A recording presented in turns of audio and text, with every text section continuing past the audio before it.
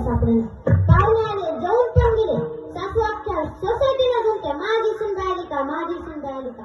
सुनाच्या हाताने पता कुठे गेली काय नाही. सासू कदरून नाखली ना, भांडे घासण्याकरता गेली, खरकट पाणी फेकण्याकरता मागच्या दाराला गेली आणि टपकेन सुनबाई समोर दिसली. त्या सासू म्हणते, ए सुनबाई इकडे, तिकडे भाजीत काय करते.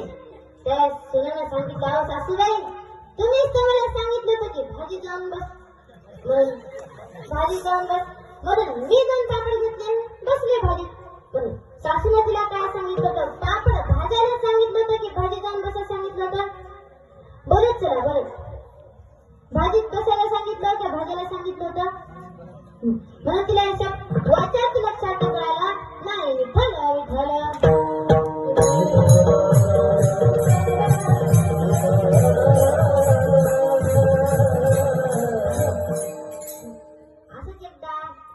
खेड्यातली सून होती आणि शहरामधली सासू होती.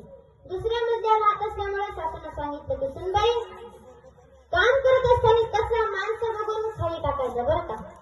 तर सुनबाई म्हणली, सासूबाई अजिबात काळजी करू नका, माझ्या कामामध्ये हात कुणीच पकडू शकत नाही, तुम्ही अजिबात काळजी करू नका.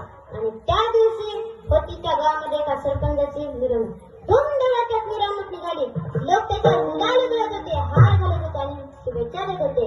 आणि तो सरपंच या भवानीच्या फ्लॅट खाली आला. आल्याबरोबर तिनं होते ना ते तेवढा सगळा कचरा त्याच्या अंगावरती टाकून दिला.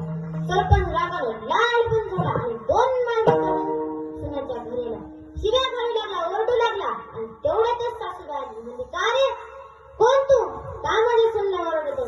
त्यावेळेस तो म्हणला, अहो आई हे बघा तुमच्या सुनानं काय केलं. आम्ही आजच माझी नवीन मिरवणूक निघली होती, आम्हाला लोक गुलाल उडवत होते, हार घालत होते, शुभेच्छा देत होते आणि तुमच्या सुनानं माझ्या अंगावरती कचरा टाकला. तेव्हा सासू म्हणली, का ग सुनबाई असं का केलीस. त्यावेळेस तिने सांगितलं की सासूबाई तुम्हीच सांगितल्याप्रमाणे मी तसं केलं. माझी आई लग्नाच्या आधी म्हणली होती की सासूच्या शब्दाच्या पुढे जायचं ना. तुम्ही म्हणले माणसं बघून कचरा टाक. मी बऱ्याच वेळची बाल्कनीमध्ये होते पण एकही माणूस त्या तिथे आला नाही. तेवढ्या तिथे दादा आले आणि मग मी गेला कचरा टाकून. तिला लक्षात ठेवायचं